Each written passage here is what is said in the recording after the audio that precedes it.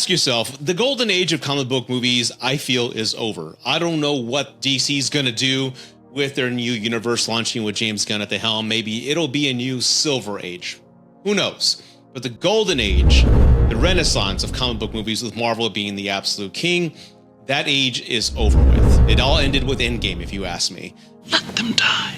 But if you take the MCU away, the cream of the crop, the ones that are the most popular, there are a few films that I feel that are going to age beautifully, more so than others. And one of those films I revisited is The Watchmen, Zack Snyder's film back in 2009. Now, this film was met with controversy. Why? Why is it controversial? Well, when you consider Alan Moore being one of the most vocal critics and saying he doesn't approve of the on-screen adaptation, and you also have to keep in mind the fan base and that this novel has been named by Time one of the greatest novels of the 20th century. It embodies what the 80s were. And that's where Alan Moore takes us. We're in an alternative Earth in 1985 where Nixon has won 5 consecutive terms. We had won the Vietnam War, all because of superheroes. In this world, superheroes were not just fictional characters in a book. They were real life people. And it all started with the gangs, as the movie says. People started wearing masks to cover their identity, and so did vigilantes. They started covering their eyes and becoming heroes, and they were part of the American culture, and that's where we're at. And I love where the film goes because, and if you've never read the novel, I understand. I read it back in the late 90s. It's been so long since I revisited it, but it asks a basic question. This is the theme. This is the overall idea that this novel is known for. It asks, do the needs of the many outweigh the needs of the few or the one?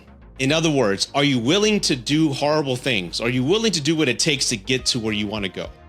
And that's what the overall theme of the book and novel is. And I feel that message translated to the movie. And all credit goes to the screenwriters. If you didn't know, Solid Snake was part of this. Snake! You're pretty good.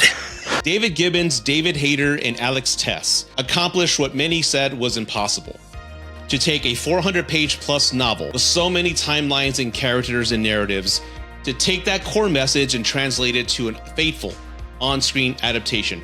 Well, maybe faithful is the wrong word, but it accomplished the overall theme. But in doing so, they took some liberties, creative liberties, in how the story actually ended, and that's where the controversy comes about. So in essence, this film may have been one of the first comic book films to be attacked by its fan base, saying keep it as faithful as possible, and were outraged when it wasn't. But just like any film, it doesn't have to be comic book, it can be anything. It's Stephen King adaptation. There's going to be some liberties changed to fit that narrative into a 2.5-hour movie, which is incredibly hard.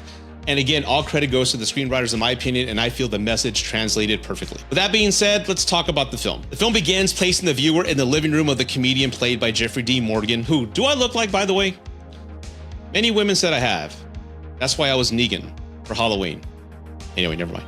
He's in his living room watching a television, and the television is providing commentary on the tensions between the US and Russia. And the doomsday clock has moved 1 minute closer to midnight, midnight symbolizing destruction by nuclear war. An unknown assailant then comes in and murders a comedian, and that's where the film starts. And rewatching it again, after many years of not seeing it, I was shocked to realize that the comedian is really the anchor of this entire movie.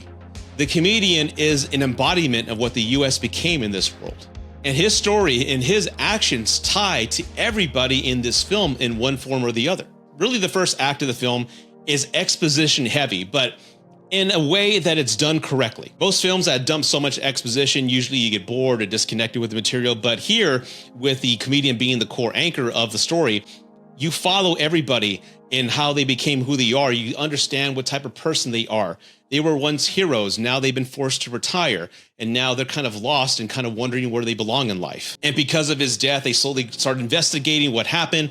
Is there really people out there trying to kill masks? And they slowly find themselves again. There are so many narratives one can tackle when talking about this film. But one thing that stood out to me, again, seeing it again for the first time in quite some time, is that the generational optimism, how each generation that comes about thinks that they can make a difference and save the world, when in essence, it's really had been done before. And now you have a new generation of the Watchmen thinking they can make a difference in the world. And you have different personalities and how to approach tackling these problems. Everybody has a different point of view. And I love that because it really symbolizes where we're at as a nation now. There's so many problems that are currently happening in the US. You have so many different points of view on what they feel is right and how it'll solve the problem. But will it or will it not? Can we coexist and live together and kind of team up and make things work? And ultimately, that was one of my key takeaways of this film, is that optimism, an individual approaching a problem, seeing how the world really is and wanting to make a difference in fixing it. But there's a system above that individual. And no matter what this person does, the powers that be ultimately control what happens. Another key takeaway with this film is that I was really impressed from a writing standpoint that these writers were able to give us 6 principal characters, provide us 6 background stories, and give us a clear, cohesive understanding on where these people are at and where they came from. Every single one of these characters is flawed and has problems, but they have a principal idealism on doing things the right way and making the world a better place.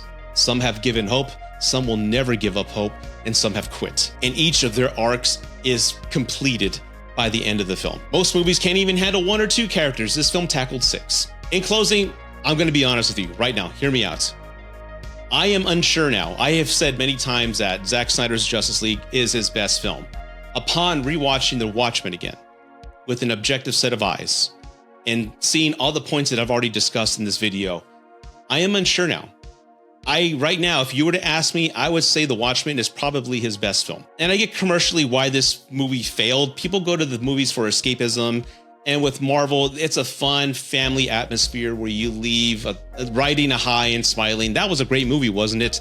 The Watchmen, what it does is it brings to the surface and shoves it in your face the realities of the problems of the modern world. And that is not a fun experience for everybody, but it's real. If you haven't seen it, check it out. That's purposely why I didn't give away any spoilers in this review. If you've seen it and maybe didn't like it and it's been a while, I urge you, watch it again and tell me what you think.